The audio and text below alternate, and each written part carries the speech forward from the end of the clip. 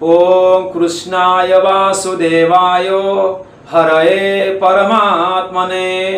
प्रणतक्लेशनाशाय गोविंदाय नमो नमः। देखंतु आज्ञा,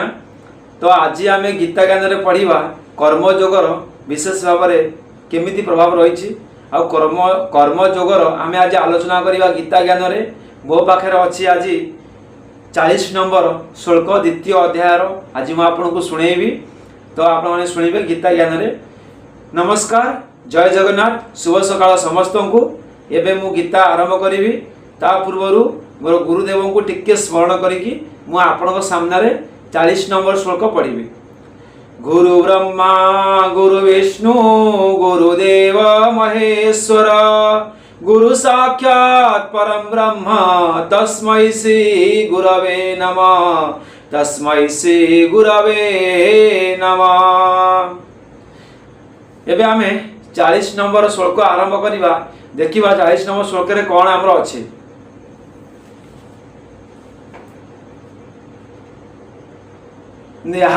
निहाभिक्रमनाशो स्त्री पत्यवायो न विद्यते स्वल्पमप्यस्य धर्मस्य त्रायते महतो भयात्। देखंतु एई जो श्लोकटी अछि 40 नंबर श्लोक, फास्ट आटी माने बुझीबा कोन लिखा अछि ना, इह होछि एही कर्म जोगरे अभिक्रमनाश। अभिक्रमनाश अर्थ होछि आरंभर अर्थात बीजर नाश हुए। न होछि अस्ति, अस्ति अर्थ हुए नाही, न अस्ति होछि हुए नाही। प्रत्यवाय बा ओलटा फल रूप दोष, प्रत्यवाय होछि ओलटा फल रूप दोष। तापर न विद्यते, विद्यते अर्थ होछि हुए नाही। अस्य, अस्य होछि एही कर्म जोग रूपक। सो धर्मस्य, धर्मस्य अर्थ होछि धर्मर। स्वल्पम होछि सामान्य मात्र। अपि होछि मध्य। महत भयात होछि जन्म मृत्यु रूपक विराट भयरु त्रायते होछि रक्षा करि दिए। केते सुंदर कथा कुआ देखंतु आज्ञा, कोन कुआ गला एही 40 नंबर श्लोक रे ना, एही कर्मयोगर आरंभ रे अर्थात कर्मयोगर आरंभ रे अर्थात बीजर नाश हुए नाही। कर्मयोगर आरंभ रे बीजर नाश हुए नाही एवं विपरीत फल रूपक दोष मध्य एथिरे हुए नाही। बरं एही कर्मयोग रूपक धर्मर सामान्य मात्र साधना भी जन्म मृत्यु रूपक विराट भयरु रक्षा कर दिए। कहउचंती कर्मयोगर सामान्य मात्र साधना रे जन्म मृत्यु जो चक्र अच्छी से विराट भयरु रक्षा करी दिए। तो आमे आज संपूर्ण भाव में व्याख्या करिबा कर्मयोग विषय। आसंतु यही कर्मयोगर आरंभ नाश हुए ना, यार अर्थ कौन? कर्मयोग आरंभ नाश हुए ना अर्थ होच कौन ना, मनुष्य यही कर्मयोग साधना आरंभ करी जदि ताहा पुण्य हेबा पूर्व मझिरे ही छाड़ी दिए, तेबे ताहा चाषी जेपरी खेतरे बीज बुणी ताहार देखारेखा न करे, सेथिरे पानी न देले बीज नष्ट हो जाए। कर्मयोगरे सेहीपरि आरंभ अर्थात बीज नष्ट हुए नाही। कर्मयोगर संस्कार साधकों अंतकरण रही जाए एवं साधकों परवर्ती जन्म पुनर्बार बलपूर्वक साधना लगाई दिए। देखो आज्ञा, कहगला कर्मयोग आपण के मझिरू छाड़बेनि। जमी चाषी चाष करुच्ची, यदि मझिरे से जत्न न नेब तो तार जो खेती सबू जो लगे बीज बा दाना लगे सब नष्ट हो। से भाई कहुच्छी ना, कर्मयोग केबे मझिरू छाड़बनी। कर्मयोग को संपूर्ण भाव में साधना करिया पड़िबो। तापर कहे तेणु भगवान कर्मयोग को सत् बोली कहिसंती। कर्मयोग को सबले सत् बोली कहुच्छे। पुणी एटारे प्रश्न ना, एथिरे प्रत्यवय अर्थात विपरीत, विपरीत कहीं कहगला? विपरीत फल रूपक दोष भी हुए ना, यार तात्पर्य कौन? देखंतु ना, जेतबेले जे कर्म जेतबेले कामना युक्त हुए, कर्म जेतबेले कामना युक्त बुझी पाछन तो, मुझे कर्म करी ता प्रति मु आसक्ति होइजिबि अरे से कर्म मते कौन मिलिबो कौन मिलिबोनी से कर्म मते प्रॉपर फल मिलिबो कि मिलिबोनी तो मते एतिकी लाभ हेबो ना हेबोनी जो कर्म रे गोटे आसक्ति से कथा कहउचंती ना जे कर्म जेतेबेले कामना युक्त हुए सेतेबेले ता भल मंद देबार संभावना थाए कामना हे गले माने भल मंद आशा हम रहइबो भल आसीबो कि खराब आसीबो ऑटोमेटिक से किंतु एथिरे सर्वदा कामनार अभाव थाए तेणु यार प्रत्यवाय अर्थात विपरीत फल मध्य हुए नाही कोउथिरे ना कर्म जोगरे कामनार कोनोसी प्रभाव ही नहीं आमर कर्म जोग अर्थ होउची कोन बिना कामना बिना आसक्ति कर्म करिया तो कर्म जोग ना हेति पई कि एथिरे विपरीत फल किछि नाही तापर कौन अच्छी सकाम भाव रे कर्म करिया बेले देवता पितृ मनुष्य आदि सेवारे कौनसी कारणरू त्रुटि होइगले सेमाने रुष्ट होई जिवारु साधकक अनिष्ट मध्य होई पारे किंतु स्वार्थ रहित यज्ञ दान तप सेवा आदि कर्म पालन त्रुटि रहीगले मध्य सेतिरे विपरीत फल रूपक अनिष्ट हुए नाही देखंतु कहि जाइछि कुआ जाइछि जदि आमे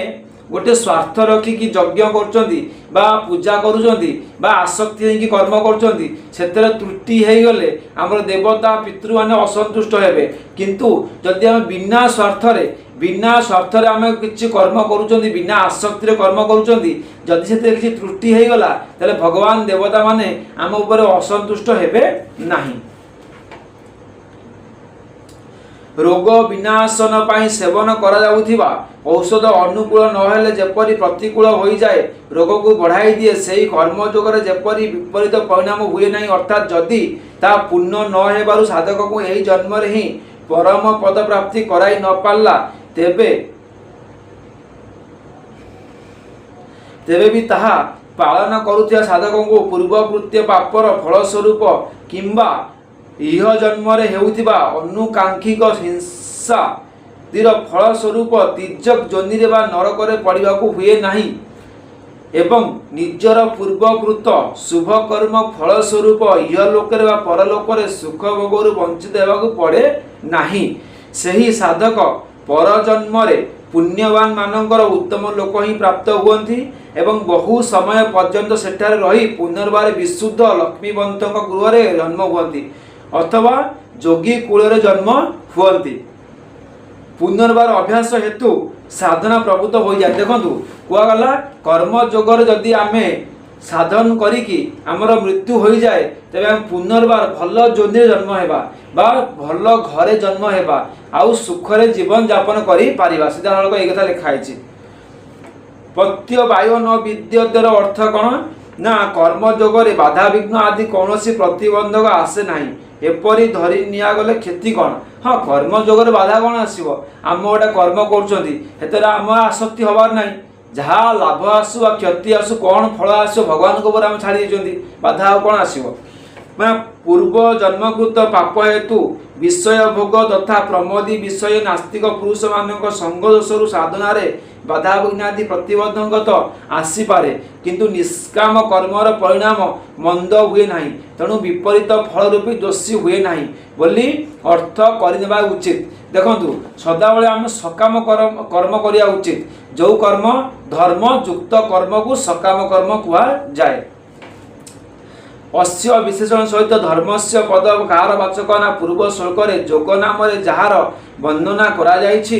से हेउछि कर्मयोगर वाचक कर्मयोग कहा को कहंती कर्मयोग एठी पुणी आसला कर्मयोग कहा को कहंती ना शास्त्र विहित उत्तम क्रियार नाम कर्म एवं समभाव नाम होउछि जोग ममत्व आसक्ति काम क्रोध लोभ मोह आदि रहित होई समत्व पूर्वक निजर वर्ण आश्रम स्वभाव एवं परिस्थिति अनुसार शास्त्र विहित जो कर्तव्य आचरण करा जाए ताहा कर्म जोग याकू समत्व जोग बुद्धि जोग तदर्थ कर्म मदर्थ कर्म एवं मत कर्म मध्य कहती देखंतु एटी पूरा जेमती आमर गोटे आमे पाठ पढुचंती बा अंक करूचंती आमर डेफिनेशन आसे कोनोसी गोटे आमे पाठ पढले जो डेफिनेशन लिखा हुए एटा डेफिनेशन गीतार कुआ हला कर्मयोग कहा को कहती ना कर्मयोग होउची आसक्ति त्याग करिकी धर्म युक्त शास्त्र विहित कर्म देखंतु आसक्ति ममत्व आउ कौन जोटा आमर अहंकार युक्त सब जिनस त्याग करिकी आमे शास्त्र विहित जो कर्म करिथाउ धर्मयुक्त कर्म करिथाउ ताकू कुआगला कर्म योग सीधा सड़क भाव में डेफिनेशन बुझाई दिया जाइए। तापर आसला कौन ना कर्मयोग रूपक धर्म रे सामान्य मात्र साधना मध्य महान भयरु रक्षा कर दिए। यही वाक्यर अभिप्राय कौन ना एटार अभिप्राय है कि जे कर्मयोग साधना जदि शेष सीमा पर्यंत पहुँची जाए तेबे ता मनुष्य को सही क्षण ही परम ब्रह्म परम आत्मा को प्राप्त कराई दिए। तेणु यार पुण्य साधनार ममत्व कथा बा कौन कहवा किंतु मनुष्य जदि यह आंशिक भाव में साधना करिपारे अर्थात समत्वरे अटल रूपे स्थित न होई भी मनुष्य यदि किछि अंश समभाव कर्तव्य आचरण करिपारे जदि सही सामान्य समभाव ही अंतकाले स्थिर हो जाए तेबे मध्य ता मनुष्य को निर्वाण ब्रह्म प्राप्ति कराई दिए। एठी कौन कहुछि ना जदि कर्म योग आमे जे कर्म योग भल भाव में करवा ताहले आमको निर्वाण प्राप्ति हो मुक्ति भी मिल जाई पारे किंतु आमे कौन करि पारछंती आमे जो कर्म करूछंती ता पूर्वर आम हजार चिंता करुँच पूरा ये कर्म कले मत कौन मिल कौन मिलनी मु कर्म कला जदि कर्म आरंभ भी कर दौरान सब भावुंट केबे आर मत रिटर्न फल मिल केबे मत मिल एमती भाभी भाभी आम कर्म कर तो सेटा तो आमर हूँ भूल कर्म करदे आम भगवान को ऊपर संपूर्ण छाड़देवा आनंद रे बंचिवा सेटा हूँ कर्मयोग आउ से काम कले आमको शेष निर्वाण प्राप्ति हबार संभावना अच्छी। तापर कौन ना सकाम भाव में हजार हजार वर्ष पर्यंत कर बड़ बड़ यज्ञ दान तप तीर्थवास व्रत उपवास आदि कर्म भी मनुष्य को संसार उद्धार करिपारे नहीं अथच सम भाव में करा शास्त्र विहित भिक्षावृत्ति युद्ध कृषि व्यवसाय सेवा एवं शिल्प आदि क्षुद्रादपि क्षुद्र जीविका निर्वाह कर्म यदि भावपूर्ण होता है तेबे ताहा क्षणक मात्र के संसार उद्धार कर दिए कारण कल्याणकारक साधन कर्म अपेक्षा भावर ही प्राधान्य रहे। ये कहगला जदि आमे कर्म करिबा तो कर्म जोगरे सेटा आसुवा निहाती दरकार। देखंतु कहती आम यज्ञ तप दान सबकि करवा किंतु से आम आसक्ति थी आम यज्ञ करें से भावना अहंकार भाव रखुंट कि यही यज्ञ मोर गोटे प्रशंसा हम आ मु गोटे कौन पुण्य पाइबी आ ये जो फलर आशा आम रखुंट तो सही फलर आशा कौन कह से कर्म हूँ वृथा जदि आम कृषि काम करुँच कौन जो अलग काम करुँच किसी भी आम आशा रखुना से काम आमर बहुत पुण्यवंत तो से कथा गीतार कहुई कौ काम आमको करवा आवश्यक। देखु जदि कर्म जोगरे स्वल्प साधना वृद्धि पाइले ही महान भयरु रक्षा कर दिए तेबे एठारे स्वल्पर महत्व कौन ना स्वल्पर महत्व कौन कहला ना निष्काम भाव में परिणाम हेउछि संसार उद्धार करवा तेणु ताहार परिणाम सिद्ध न करी नष्ट हुए नहीं जबकि ताहार अन्य कौन फल हुए ना ताहार परिशेष साधकों को पुण्य निष्काम कराई दिए ताको उद्धार कर दिए या ही ताहार महत्व। जदि कर्म जोगर सामान्य किसी साधना भी महान भयरु रक्षा करिपारे तेबे पूर्ण साधना करने आवश्यक कौन ये क्वेश्चन आसला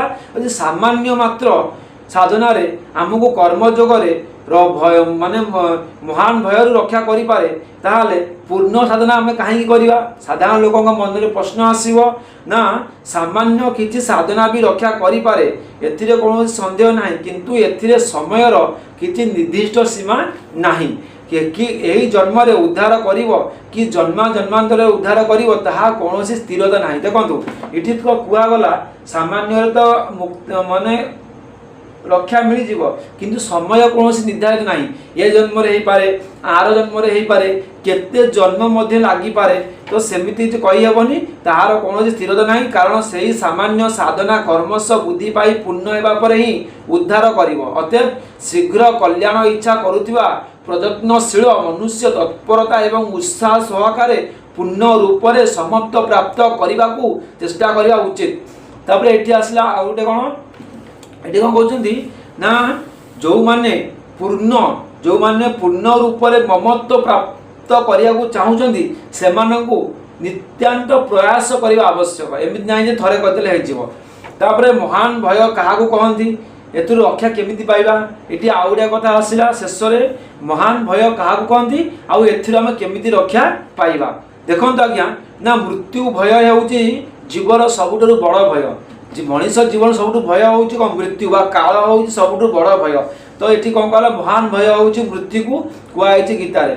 तो तेणु अनंत काल पर्यंत बारंबार जन्म होगा मरिबा ही सबुठ बड़ भय आ सबुठ बड़ भय हूँ कौन ना बार बार मरिबा बार बार जन्म होगा अनंत काल पर्यंत यह सबुठ बड़ भय कहुई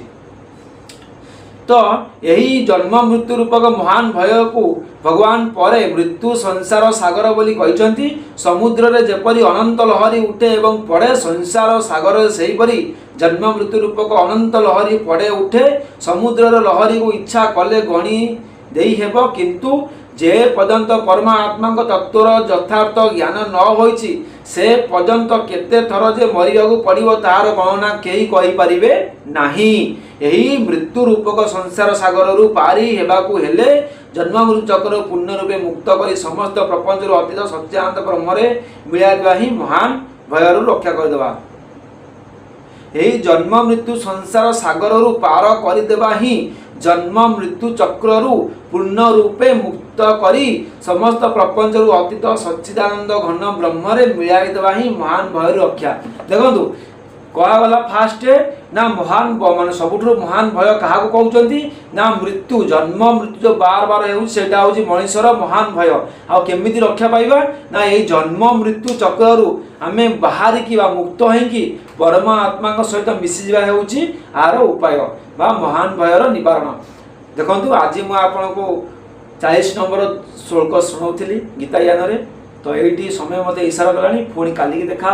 41 नंबर श्लोक सहित गीता ज्ञानर द्वितीय अध्याय रही आज्ञा हर हर महादेव।